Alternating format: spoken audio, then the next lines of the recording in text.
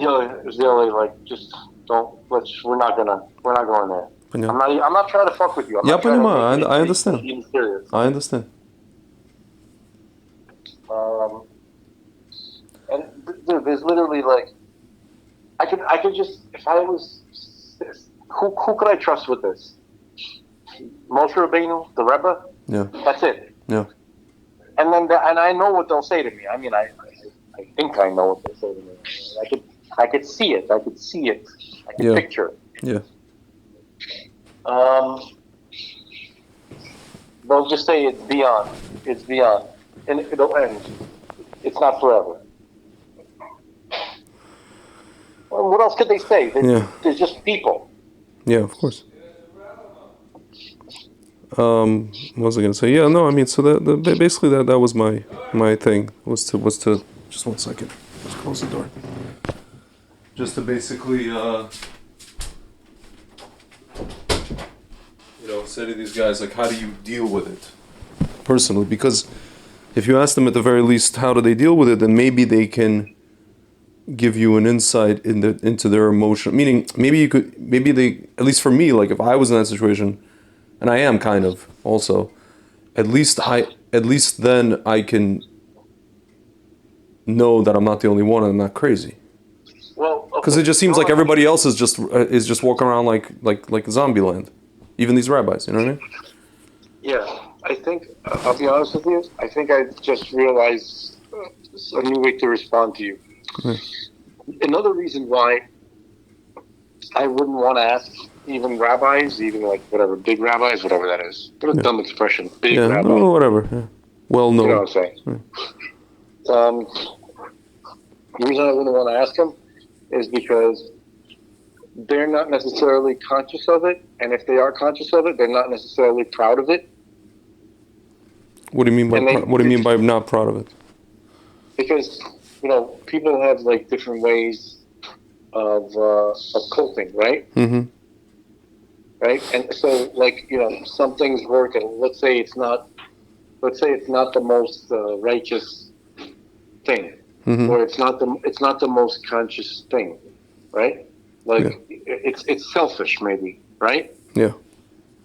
Some kind of selfish, way of dealing with things, just zoning out, turning off, forgetting, looking away, just not thinking about, whatever. You know what I mean? Like, you think a rabbi either wants to admit that to himself or to somebody else, that he just he can't deal with his problem, so he's not going to say that. Why would I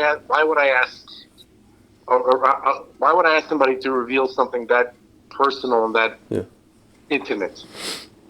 Yeah. It's not like somebody left instructions on how to deal with this. Yeah. You know what I mean? And like if somebody figured out how to deal with it, right? And so I'm just going to leave them to it. Why should I take that away from them? Why should I jeopardize their view of it? I don't think it would jeopardize their view. No, man. I'm telling you, what? Look, I'm not being like critical of you, right? Yeah.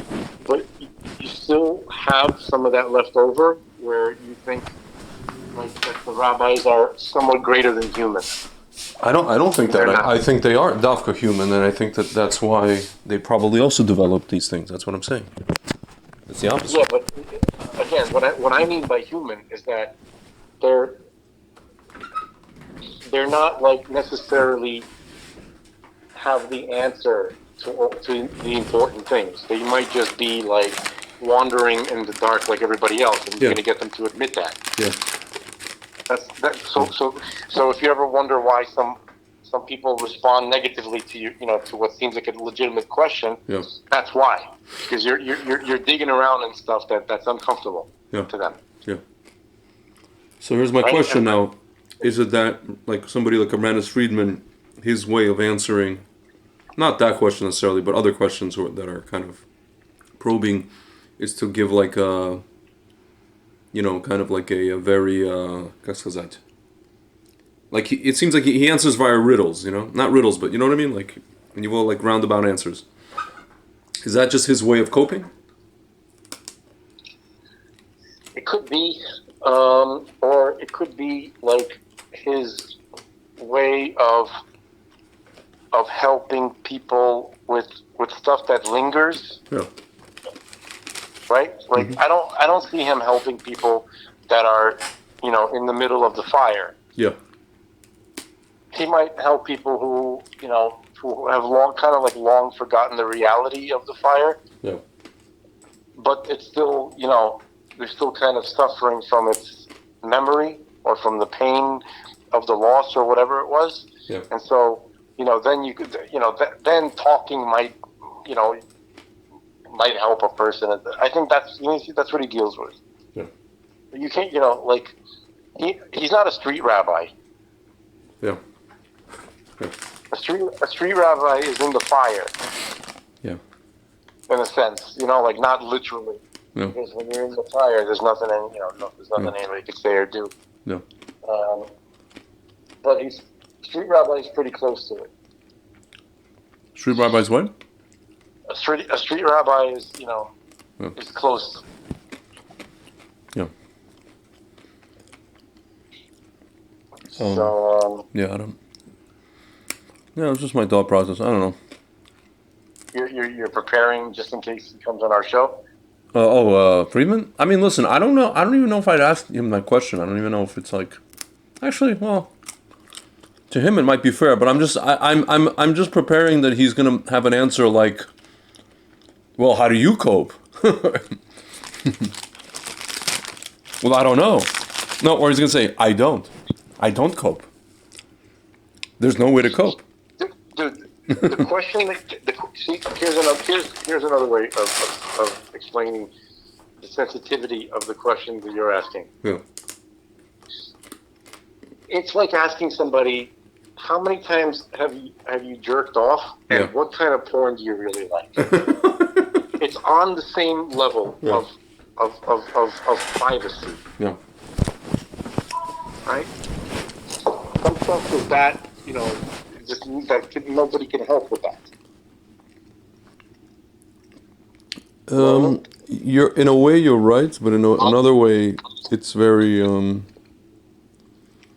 again, man, you know why it's important to even ask this question in general, whether in public or in private. Dude, I did a Shabbat last week with these guys who just got back from like Har Nof, Yeah. and they're in Fantasyland, and they're kept in Fantasyland.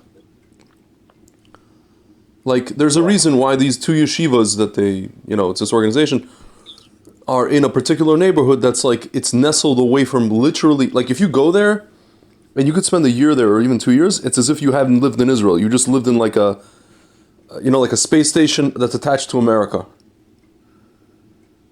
But it happens to be in Israeli soil. You know what I mean? Yeah. Listen, I think it's if you let's say you bring a yeshiva bachrim, you go back to the past, you bring yeshiva bachrim from the past to today, like even a couple of 100 years ago, in Europe or whatever, right? Yeah. Like if you take them to modern yeshiva, it'll look like kindergarten for adults. Of course. They are keeping them nestled away, locked away from reality. Yeah. With what I'm assuming is the hope that in that minor little like bubble of reality, they can actually learn how to read. Yeah. Maybe learn how to open up a sefer and read without needing too much help. Yeah. Like I can't think of any other reason why. It is the way that it is. So I don't know. There's other reasons. Some of the other reasons that come to mind are like what I call the Rabbi Shimon Bar Yochai effect. They want to lock these guys in a cave so that they completely change their mindset in terms of how they think about. No, the reason I don't agree with you is because there's far better ways of doing it, and somebody in the film world, in a smart person who is in position, would have said it. Like for instance, like let's bring the Tanayim back or whatever, right? Okay. So all of them had a trade. All of them knew how to, they had something. They were cobblers. They were blacksmiths. They were farmers. Whatever. Like everybody had some connection to reality, right? No, like very, very few of them were totally disconnected from anything worldly. Maybe Rabbi Shimon Bar Yochai, but that's it. Like literally everybody else had a profession that tied them to the earth. Yeah. Okay. So, and probably Rabbi Shimon Bar Yochai did at some, most of it, and then at some point he just kind of disconnected, right? Yeah. Okay. So there's nobody that has that. Yeah. So if you want to achieve what you said, it would serve as like, part of the day everybody learns like a vocation or like a craft. It'd be something like Boy Scouts. Yeah. Right? Yeah. Like, where they learn like real life, interactions, right? With nature, with I don't know, craft. I know, and that's what I noticed, that it's not happening. And then learn. Yeah. You know what I mean? Like, or you go, like that kind of thing. That would really do. But this is something different. This is like literally like house pets. I know. It's like, it's not even like your cat. It's more like my cats. They don't go outside.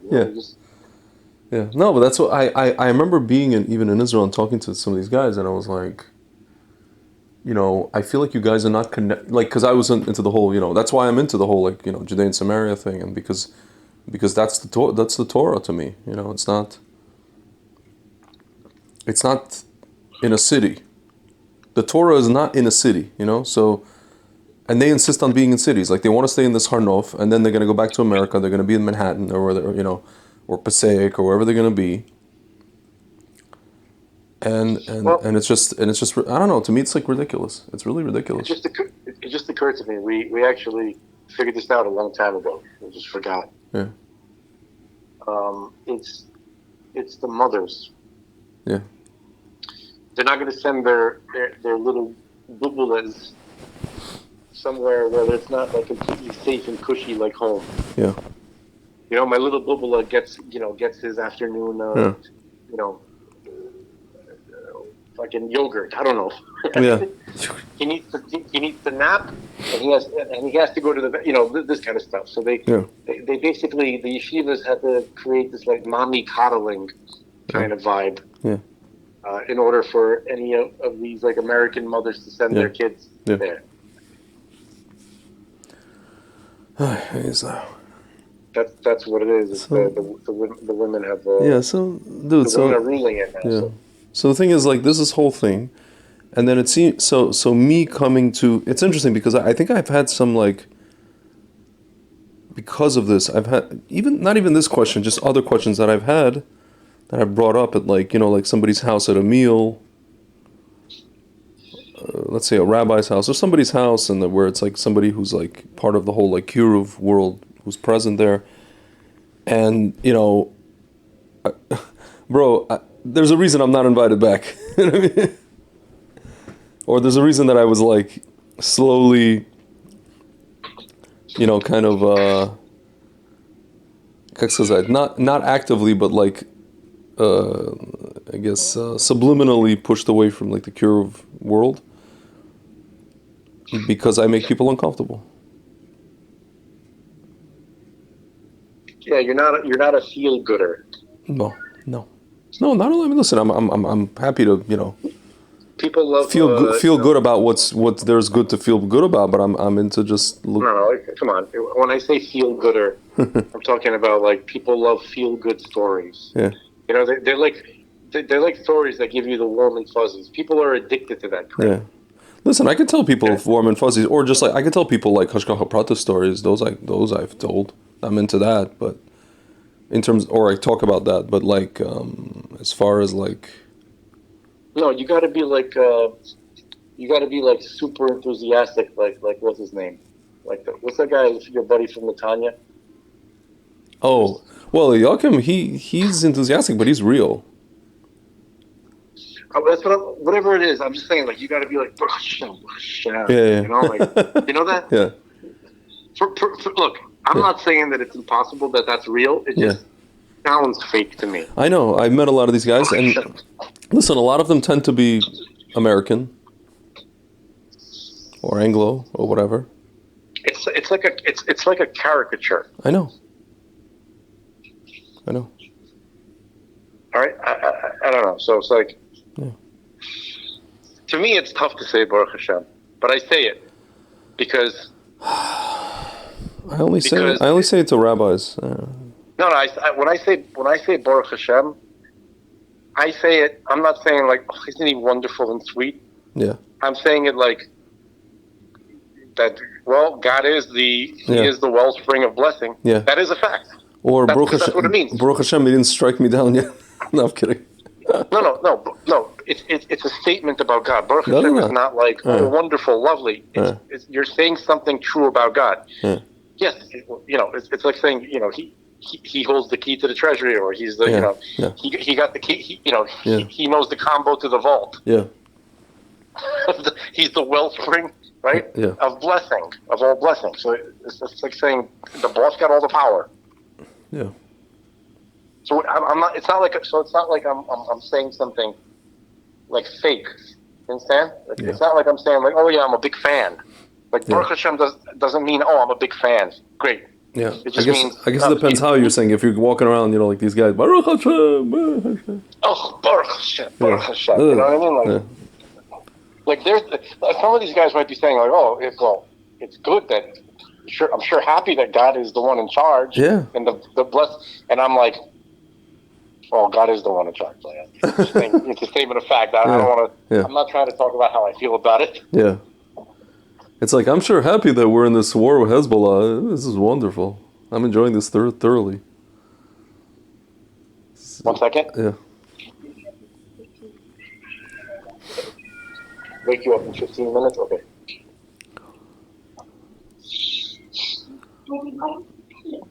Yeah, like honestly, nobody is prepared for me. Nobody. There's literally no one. Like if it's important enough, like, I don't know, like people, on the level where it says like every Jew is absolutely vital, right? So let's say that's true. It is true, right? Yeah. Okay. So if that's the case, then I technically qualify as a Jew. Okay? Yeah. Which means if I'm really, again, and this is what I've been told, this is not how I feel. This is just what I've been told, and I believe it, right? That I'm important. Right? At least as much as every other Jew. So therefore I'm assuming that Mashiach will have been prepared and briefed on me.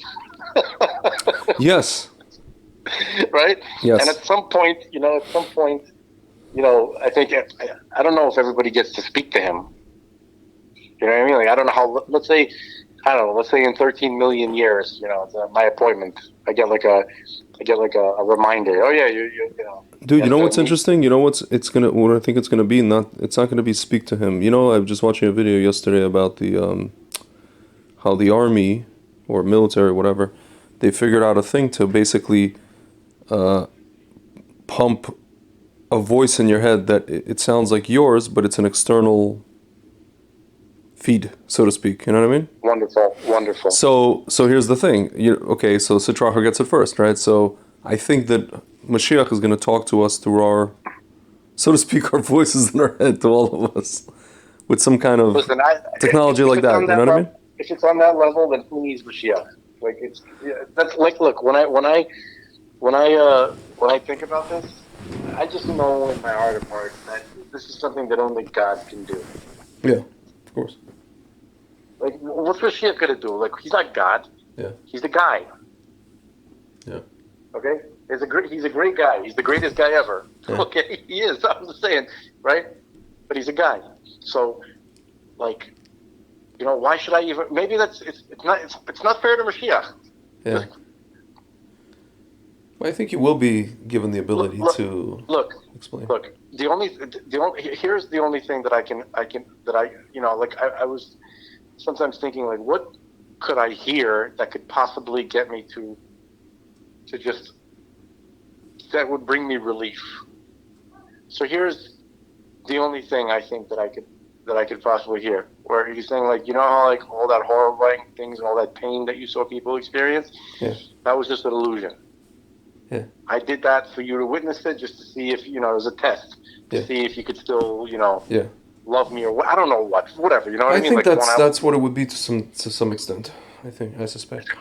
that's literally that's the only thing that I think would ever give me any level of relief, that nobody actually felt that pain. Yeah.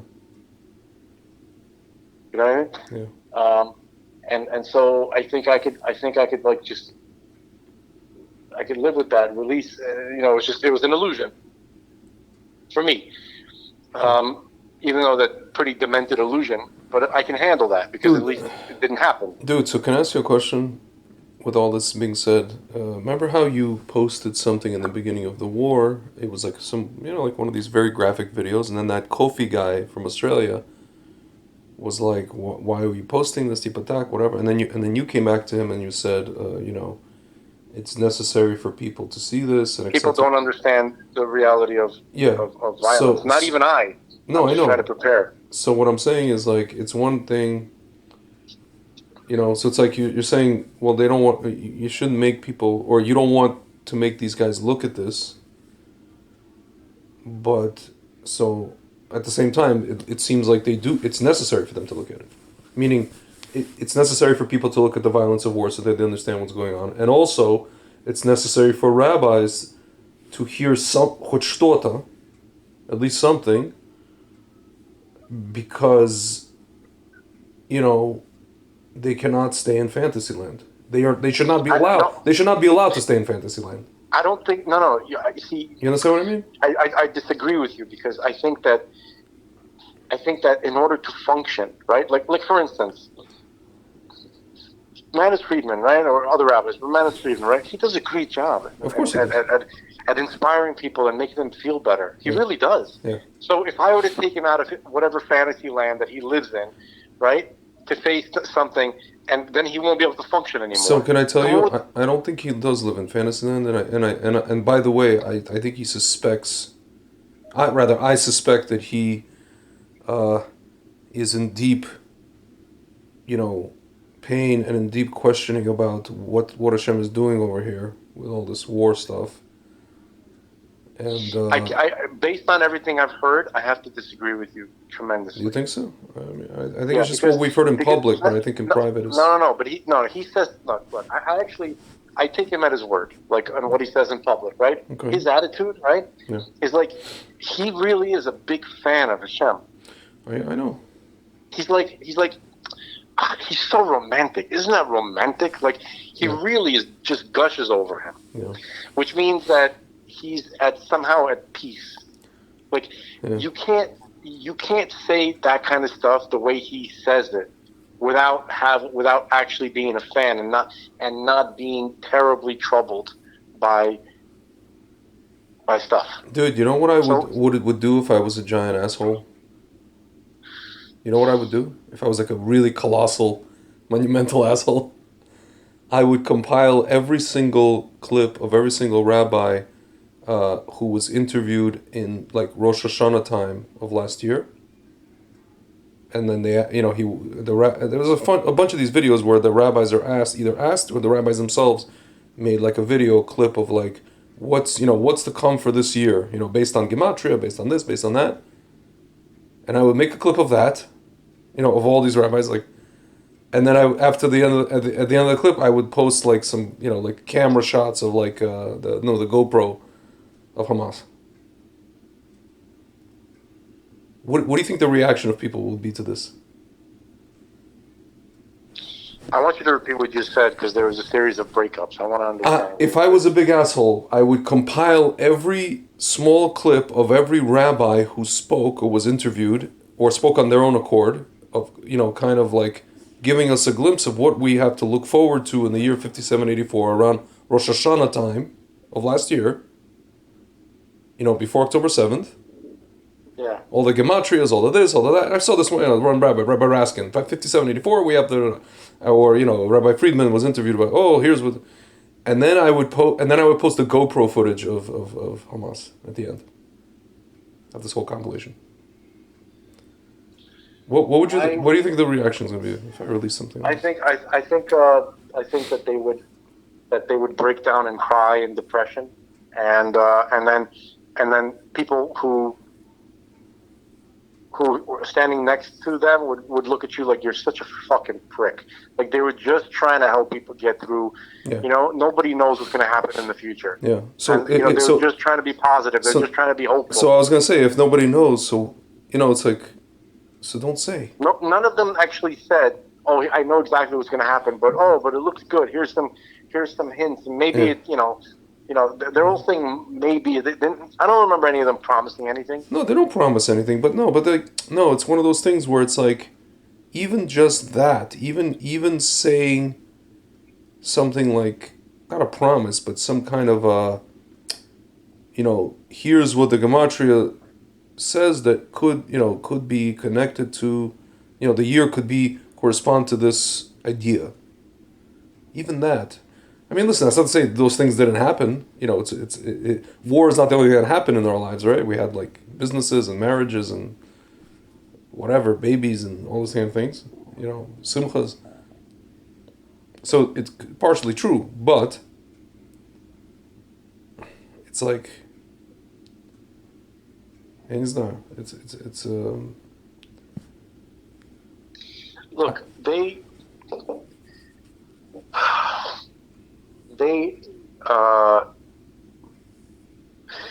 You ever get the feeling they should stop talking? They can't, because they must believe that their hopefulness actually changes something. Yeah.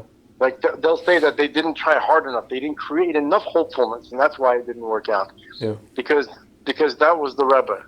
Yeah. Understand? Yeah. The person, the kind of person you're describing, the first person who came to my mind was Rabbi Wolf. Yeah. Right? So I picture him as the person that you're describing. Okay? I know it's not just him, but that's what I see. Okay? So, even though I haven't listened to him for a long time, honestly. Not because of anything, but because I just, because of that. First of all, he didn't seem like very interested in whatever, man. I don't know. Okay? But the point is that they saw the hopefulness of the Rebbe. Yeah. And he promoted this kind of thing. Right? Yeah. So it's like creating the hopefulness. They see it as like creating a like when lightning is about to strike.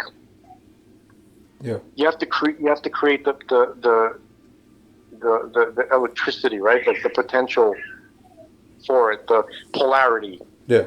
Right? Like the lightning comes as electrons, right? Moving, and that's negative. So the ground has to be positively charged in order to create the vacuum which will draw down the electrons. Yeah. Right? So if you're not building up the energy and the hope and the excitement, right? Then lightning can't strike. Yeah. And lightning strike means Mashiach arrives. Mashiach arrives like lightning. Well, it's almost like I was thinking about it. I left it in the message for you that you ever get the feeling that, because you always say blank the system, but you ever get the feeling that learning about the system, let's say from Ramchal, whoever, will get Hashem to augment the system, so to speak, towards goodness, in our favor. It's a nice thought. But no, I mean, I'm asking literally like from a mechanical perspective, like. Do I think it can get Hashem to do something? Yeah. I'm going to say I don't know. Okay. But I can't get past the whole thing, like events are kind of already like scripted. Because look, here's what I learned. That free will, right, has to do with how we react to things that occur. Yeah. So it just seems to me that everything that's going to happen was already scheduled. There's permutations, though. It's not one scenario. I don't know to what extent. To some extent. I just see this is like no one has answered this. Like no one can explain this idea satisfactorily. I mean, You know, like Ramchal they does try talk to about it a explain lot. it, and to them it sounds like they're making sense, but really after the lesson, they've done nothing.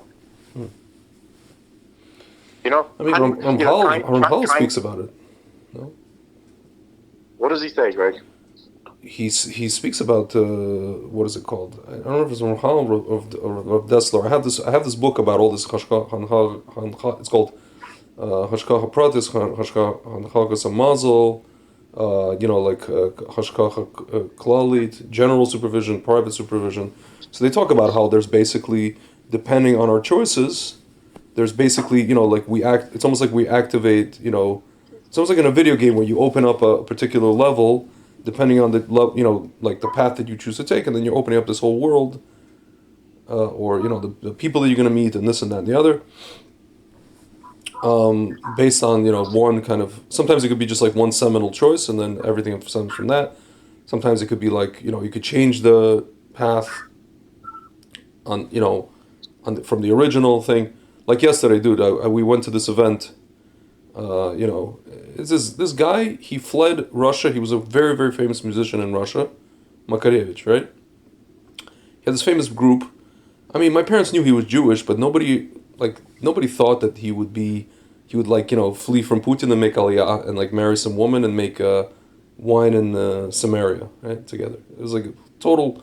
I asked my father. So my father came up to him. My father came up to him and started talking to him about like indigenous wine from Ariel University, indigenous Israeli wine.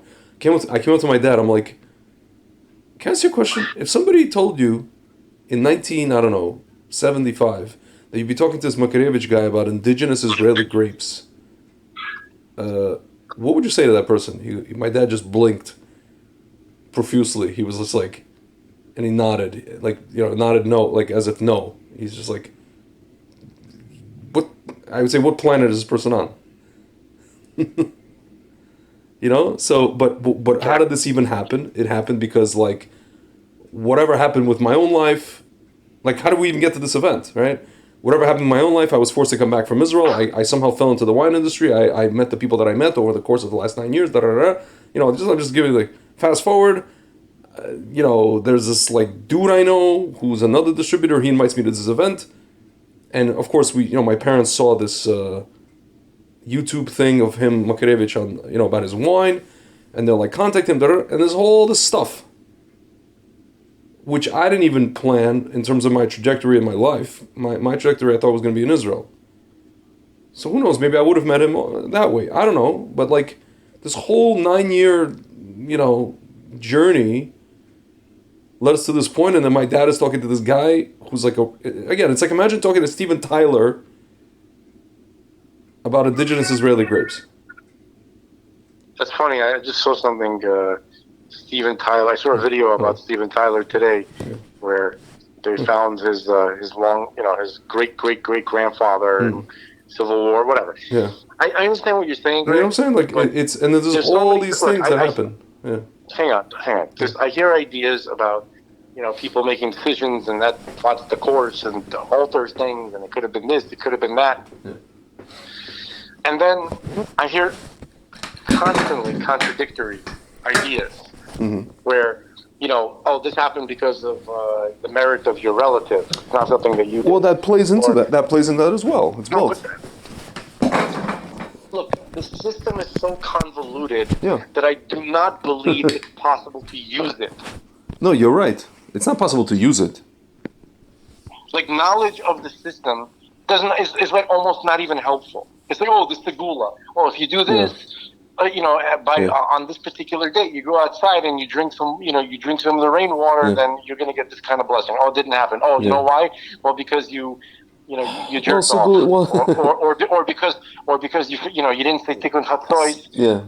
Segulot is a whole different. Listen, segulot. There's always something. No, I'm saying this whole segulot thing is a little more like what's that? Right. Silly. What I'm trying to say was, like, I feel like we're struggling. What I'm trying to say is that there's always a convenient reason why of course. something didn't work. Yeah. When it works, oh look, wonderful, the Yeah. system worked. When it doesn't, oh, it's So- because of this or because of that. So here's my question.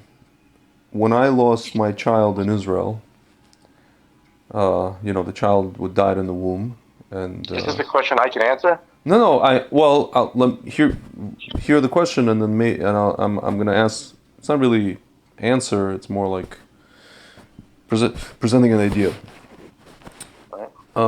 So shortly after, I met with this young rabbi, and he started telling me about how we have books, a lot of philosophy, hashkafa, that talks about a very common thing about how these either the babies who die in the womb or the babies who die, whatever, Yeah. before the time, how they just came in for like a short period of time and they're doing tikkun, et cetera, et cetera. That is true. No. That So is true. listen to this. So I did actually accept what he said because I sensed that, and then last week I'm sitting. It's a high Elul, 18th of Elul. I'm sitting at the home of this Lubavitch guy in Pomona, actually who knew your brother, and he starts telling me about it. It's like this Baal Shem Tov story, how something basically there's like a baby and something. It's a famous story in Chabad and in the Hasidic, specifically Chabad circles, but with Baal Shem Tov, how basically he came into the world. Oh, it's like a convert. Something about a convert who he like somebody grew up non-Jew and then he converted, and he became a big big tzaddik, whatever it is, and then he came and then there's like he passed away, and then there's like a baby that was born to some lady, and the baby passed away at 2 years old, and then I think it was Baal Shem Tov said, well, this baby came in just to finish its tikkun. What was it tikkun? Because he was weaned on his non-Jewish mother's milk. So his tikkun was just to be weaned physically on his mother's Jewish mother's milk. Because he learned all the Torah, when after you converted, he learned all the Torah, became tzaddik. Because he was like a priest, he was a Catholic priest. Because he already knew kind of like, he studied like divinity, all that kind of stuff. So when I heard that, and that's like a Baal Shem Tov thing, and that whole thing it all came back to me with the whole thing, my situation, and I thought to myself, well, maybe this baby just had to sit in a Jewish woman's womb in Israel. And dude, if you consider the conditions under which that child was even conceived, I don't know if I told you, it was like simultaneously, we're using every part of birth control simultaneously. And it still happened. So it's like, we joke around, me and my parents, we joke about it. It's like immaculate conception. So it was like this weird conception, and then whatever happened. So it's crazy when you think about that. So, and then I heard the Baal Shem Tov thing, and it's like I don't know, it checked out for me. So that kind of stuff. I mean, it seems to be almost crystal clear, not completely, but no. Listen. What you can say is that it was almost certainly something like that. Correct. But the Baal Shem Tov, if this story is true, yeah, right? Yeah. That means that he got direct information about it. Yes. That he was like literally, it was literally explained to him. Yes. Right? What that particular situation is. Yeah. Okay. What I'm saying is about what I was saying. Yes, there is a system. Yeah. Okay. The point of that system is not. It does not make sense to me that the point of having a system is so people can learn it and then learn how to the best way to go about living. Like you can figure out the system and have the smoothest possible experience. I don't believe that. No, I agree with you. You're not going to have the smoothest experience. You're not going to have the smoothest experience, but I feel like you may draw down some favor, as it were. I don't know, man. Look, let me tell you, whatever kind of favor you draw down, like I don't even know what that means or what that is. I know it's there. I know it's a thing. I don't understand what it is, why. Like like it's not necessarily probably not going to benefit me in a conscious way. So I don't really know why I should get all excited about it, unless I'm a big fan of God and it's sort of like saying, like, let's say somebody that you really love, right? Mm-hmm. They told you, hey, go get me run down to the edge of the woods Mm-hmm. and get me a dandelion. You're like, you don't stop to think, oh, what the hell's this guy wrong with a dandelion? That's weird. You just happily run to the edge of the woods and you get the dandelion, you bring it back. Not even wondering. You're like, this guy's so wonderful that he must have some kind of brilliant reason. I don't even really need to know. I'm just happy to do that. Okay, so that's the kind of attitude you have to have towards the kind of stuff that you're talking about, like drawing down stuff. Yeah. Okay. Yeah. I specifically heard Rabbi Friedman say that, why do we say Tehillim for people? Right? Yeah. Like you say, you have people around the whole world saying Tehillim for somebody to save somebody's life, and the guy dies anyway. Yeah. Or the kid, or whatever. So what was that? It was all for nothing. Oh no! Listen, the merit of the Tehillim, he benefits from it in the next world. Yeah.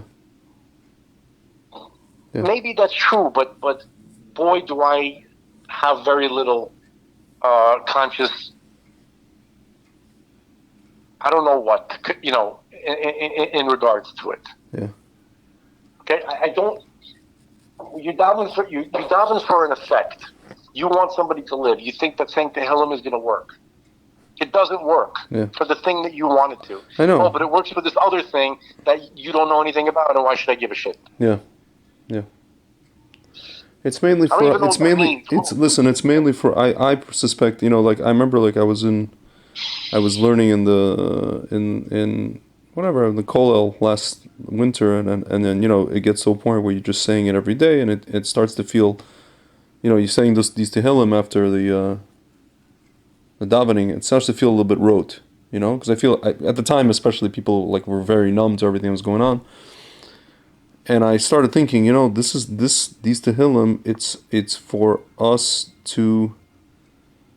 First of all, it's for us just in general, but I think it's also for us to be conscious. We're not saying Tehillim for these, you see these babies are still there in the tunnels, and it's clearly not, the plug is clearly not going into the socket. You know what I mean? So, unless there's something we don't know, like you said, but like, I suspect it's more for us. It's more. It's more for our neshama, which we can't even feel half the time. That's what I think it's for. But even so, I'm like wondering. I'm like saying Tehillim with these guys, and I'm wondering like how many of them are actually like feeling anything. How many of them are actually like, Again, it goes back to like nobody wanted to talk about. It's like, okay, let's move on to Torah, we can talk about politics some other time. I'm just like, are you guys like retarded? Are you guys like actually retarded? This is like December, I was like, are you guys, there's people like in tunnels. Yeah, I mean, I understand how you feel and I understand how they feel. Because like, what are they supposed to do? Like, is everybody supposed to like either do what they said that they're gonna do, and then your reaction is, "What, are they retarded?" Or just fucking go crazy or at least don't rag on a guy who's talking about the situation for an extra 5 minutes into your shear. Don't do that at the very fucking least. You know what I'm saying? Like it's not like I'm just talking about stam politics because I enjoy whatever. You know what I mean? Like I'm just coming into the Kollel to talk about politics. Obviously, there's something freaking happening right now. Like, grow up. You know what I mean? But they'll be like, what do you want us to do? I don't want to do anything. I just don't want them to muzzle me for the extra 5 minutes that I want to talk about with some guy about what's the situation. What's it going to help? I'm taking on their persona. What's it going to help? You're making it. You're bumming everybody out. I'm not bumming any. I'm just talking to a guy. Bumming And you're everybody bumming out. them out. I'm bumming them out. Dude, it's bummy out. It bums me out that they're bummed out. Or if Yeah, it makes I understand, dude. I get. Dude, I'm like you. I get it. And it's actually something like what Glazer, Yom Tov Glazer, said when he was talking about the Purim code and how people react to. That's interesting. No, this is exactly the same thing. The interesting people. The that's interesting people. You know. Right. Okay, on to Weiter. Okay, Weiter onto the, That actually warmed me up to Yom Tov Glazer because now I know at least he's not, he's not one of those asleep guys. Like, dude, he's not like, oh, I had a religious experience, guys. Dude, can I tell you something? Yom Tov Glazer, when I was with my ex, the one from Tel Aviv, who I was trying to like suggest to her that she should go to seminary and I should go to yeshiva, she should go to seminary, that kind of thing. She and I went to Yom Tov Glazer. We sat in front of Yom Tov Glazer in a private meeting, and in front of the both of us, he pointed to me. In front of her, he pointed to me and he said, "You I can see in yeshiva," and then he pointed to her.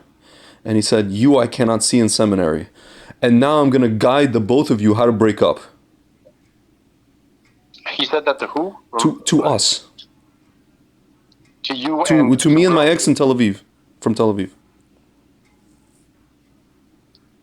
So you're not together because of him? No, I'm not together because of us, because of the choice that I made. But we went to him because his main one of his main parnasa things is relationship counseling, family counseling, relationship counseling.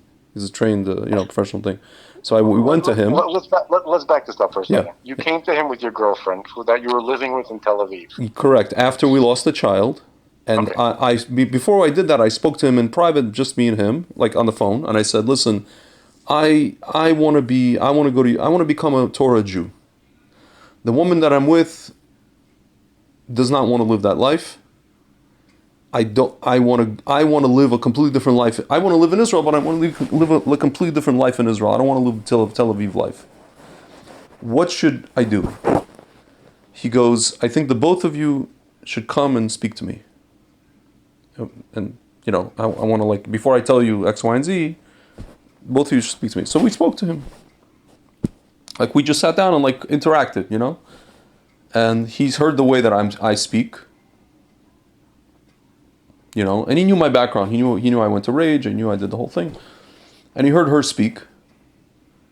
And then he used his intuition to say, he points at me in front of her. And he says, "You I can see in yeshiva." And then he goes, "You I can't see in seminary. Now what I want you to do,"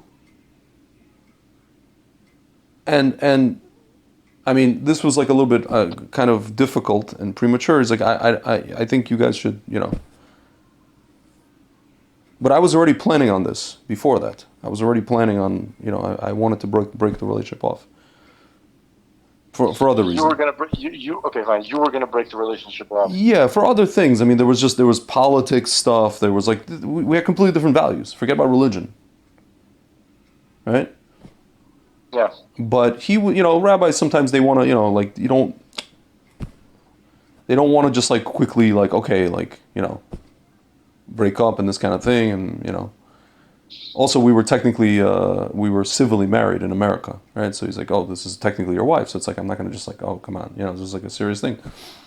So, but he assessed it, and by the way, it took me like another 5 months after that, for me to just, like we continued living together for 5 months after that,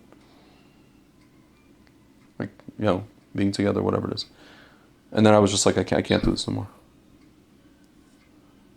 But he's what I'm saying. My point of the story is that he's a real person. Like he didn't try to Makarov her.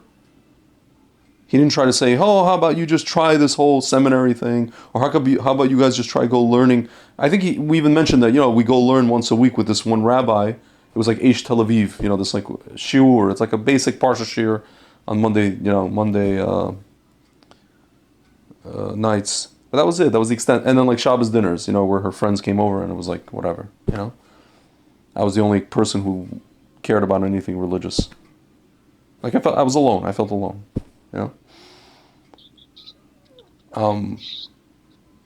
So he didn't try to makar her. He didn't try to say, why don't you guys do this? Why don't you guys, do this, do this, do that? And I think at one point he kind of mentioned it, but she was like, oh, I'm just gonna like take my life off and go to seminary for 3 months. This is insane. And then she was like saying something about she went to Hebrew school as a kid and like traumatized from the whole. I mean, I don't blame her. Lubavitch camp or something like that. Whatever. She went like a summer camp with like, they were like, whatever. It was like traumatizing experience in Wisconsin. So yeah, he's real. He's a real guy. He might be a real guy, but I completely disagree With what? with what he did. But meaning like it's I mean, it's almost shocking, what. Well, it was shocking, but by the way, after he did that, he spoke to us both individually,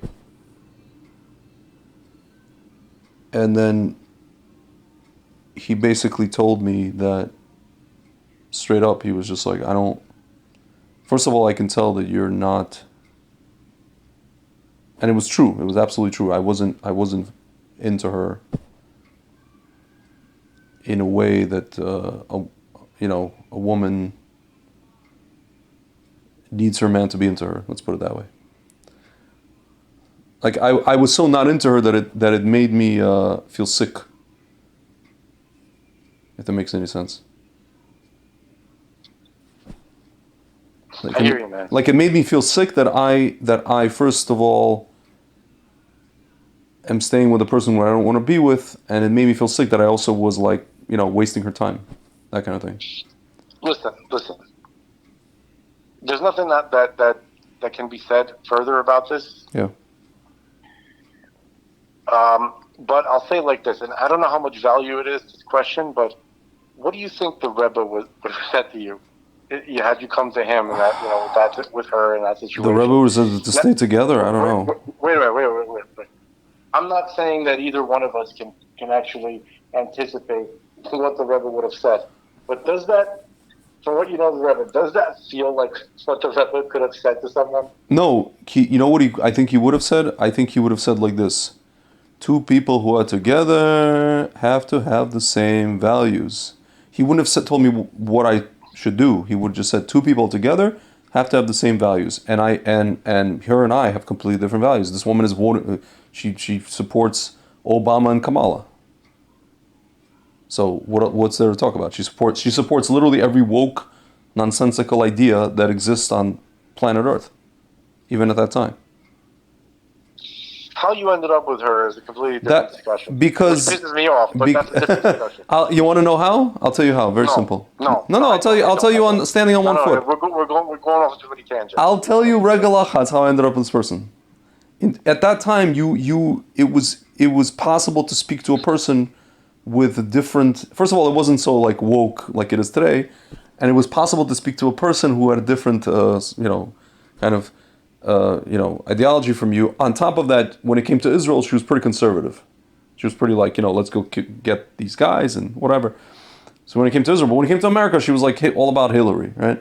So I would start doing my, arguments, and she started to agree with me. But then like, she would agree with me, but then always go back to her, tethered back to her nonsensical ideas. But after I found out, it's been explained to me that after we broke up, she's like all about Kamala, and like it just veered into the eventual place that you knew, that you knew where it would veer with this kind of person.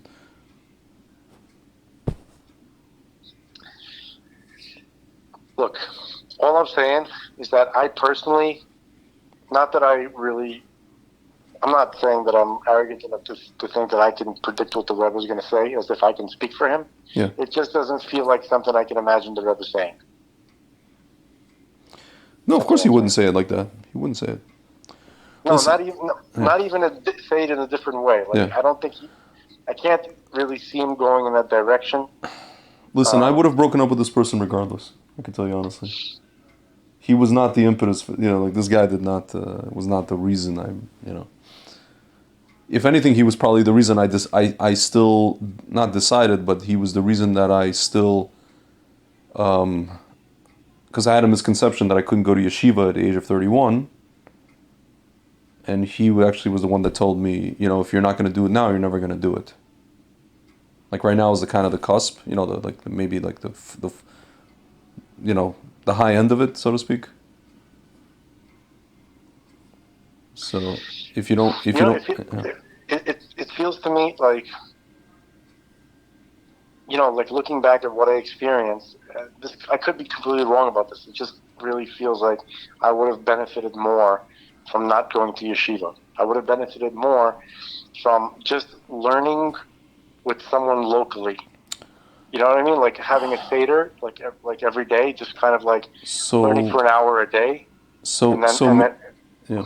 So you, I think, maybe because you already had I mean, I don't know what went on in what is it called? What went on in all the places that you when you were a teenager, Sinai or what's the other one? Tab. So you had already Yeah. No, I was gonna say you already had a basis of how to like open a safer, how to do this, how to do that. No, I didn't. No, I never really? Did. Absolutely not. And I still don't. No, I'm saying, like, you were not around a frum environment. Like I wasn't around any frum environment at all. At all. I wasn't around. I wasn't around the frum environment. Listen, I can tell you the only thing I do not regret, but like the only thing I wish I would have done instead was go to a different yeshiva. But I actually, in general, I am glad that I went even for 3 months or 4 months to any yeshiva, just to be in not even a frum environment, but in an environment where it's like, every day I'm saying, let's say, I learned how to say the brachas for food. I learned how to daven, just like mechanics. You know what I mean? Yeah. If nothing else. Like, do you think I learned how to learn? Not really. That came later, and even then, I'm like, whatever, You don't know how to learn. Exactly. That's what I'm saying. I know a little bit more I learned than I did. Like, I'm not scared to open a Gemara. I'm not, before I was just like, I don't even know what I'm looking at. So. Right. In hindsight, I'm just saying, like, the only thing that makes sense to me is that God never intended for me to be a learner. Obviously not. I don't think that's true. He intended for me to interact with the people that I interacted with. I was a street rabbi because I always ended up not making friends, but like while I was in yeshiva, I was paired with people who I don't think they would have benefited had I not been there, because they were already geared against the yeshiva system and the type of people, and like by the conversations they had with me, I showed them something completely different. I showed them, like, I'm not here because of some bubule, who used to sing to you during Pesach or something like that. I'm here because I pretty much see that the Torah could not have been written by a human being, and here's why. I gave them completely different perspective, which transcended their framework of why, of a reason for being religious, anything that they've ever heard. Yeah. I showed them that this is something like Torah is real here. This goes way beyond, the community and the culture and all this kind of, it goes way beyond kreplach. Do you understand? Yeah. Kreplach is a part of it, but like you have to, these people were fed up with kreplach. Yeah. You know what I mean? Black hats and kreplach were disgusting to them. Yeah. They were sick of it. They had a negative association, and they didn't think that Judaism had anything else besides that. Yeah. So it must be that God never really was terribly interested in me becoming, like a learner. He shoved stuff into my head, which he knew I would need to tell other people. and that's it. It's possible. Okay, I don't know. I don't know if that's the way I'm supposed to stay. I mean, I'm supposed to keep trying, right? Yeah. To become a better learner. Is he ever going to let me? Yeah. I wish I can use a Russian expression to answer that question. You know which expression? Yeah. Yeah. It was not. There's a word I left out. Yeah, I know. Something it was not, yeah. By the way, dude, I managed to record this, a good majority of this conversation. Really? Yes. All right. It's gonna be just MP3, I guess, obviously.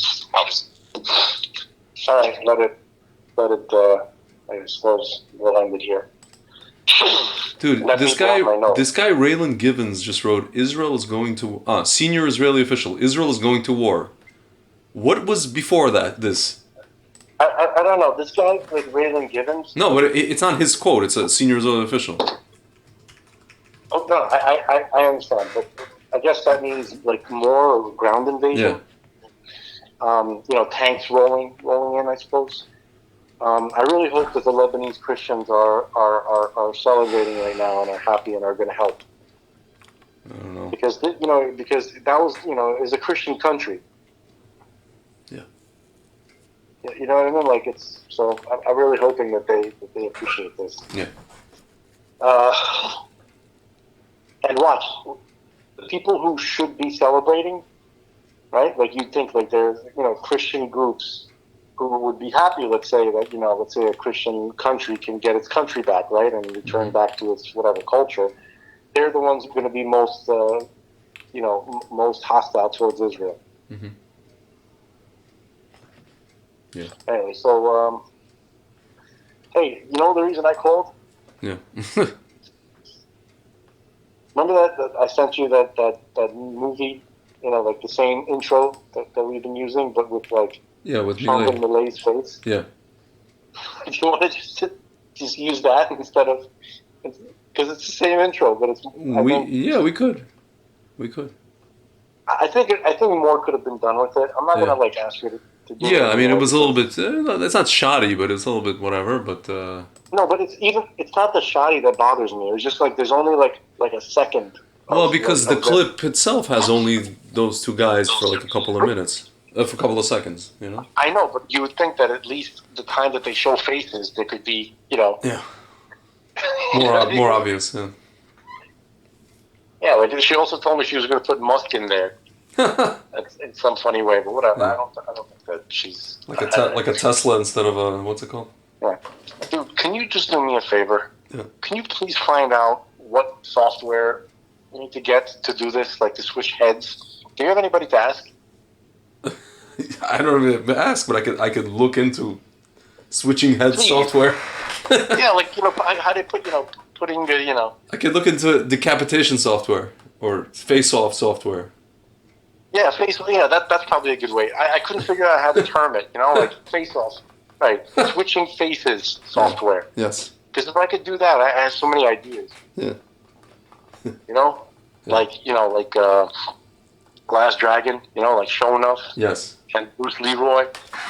Oh man, that'd be great. Yes. Just think about it. Yes. All right. Hey, can you make that clip? Can I make from that from the previous episode? I was confused. You said it was from like the beginning, basically to the end. No, from 2 hours and 50 minutes. Oh, 2 hours! I thought you meant 2 minutes 50 seconds. I was like, isn't that the whole episode? Oh no! I apologize. Yeah. 2 hours 50 exactly. It's shocking. Yeah. 2 hours 50 seconds to 2 hours 50 minutes to the end, straight to the end. Yeah. This is from the last episode, 249, right? Yeah. And again, I'd like to, since this is being recorded, I'd like to apologize for that one. That was like, the only way I can make up for that is to listen to every single rogue that you make for the next 2 months. For what? For I don't even remember. I don't even understand what you're like. I don't even remember what you did. I was just basically talking for over an hour, and you were basically silent. I was doing a review of the whole Alien topic that we discussed. No, that's fine. That's fine because I was the one that brought up my idea about it. You know, my whole what was even my idea about it? I don't remember what the hell it was. I mean, you weren't honestly. I mean, on some level, you weren't like interjecting that much, but still, like I sat there. I didn't realize how long I was talking for. Like it was over an hour, and so in order to make up for that, I'm going to just listen to every single one of your rogues. Just sit there quietly because that's what it's like. Yeah. Listening to your rogues is infuriating because I can't respond. You could respond. You write, dude. You should do what Sharon does. Just keep writing comments as you're listening, like 10 comments, 15 comments. It's not the same. Pull a Sharon. Sharon, we love you, but you know it's great. No, I call it pulling a Sharon. It's like a. By the way, Sharon, I respond to your comments. You never read them. You never respond. Yeah. You know, it's discouraging. Yes. All right, man. So that's I guess we'll end it here. This is a mini. This is it's a brighter, whatever. All right, man. You go. I'm gonna have to call it in English. Figure out an English name for it. If you write something like that, people are gonna be like, Bryce. Who the hell's Bryce? Outtake. Yeah. There you go. Oh man, this was some outtake, huh? Yeah. All right, I'm curious to see where you started recording. So. We'll see what happens. Yeah. All right, sir. All right, man. If I don't talk to you, have a good Shabbos. All right.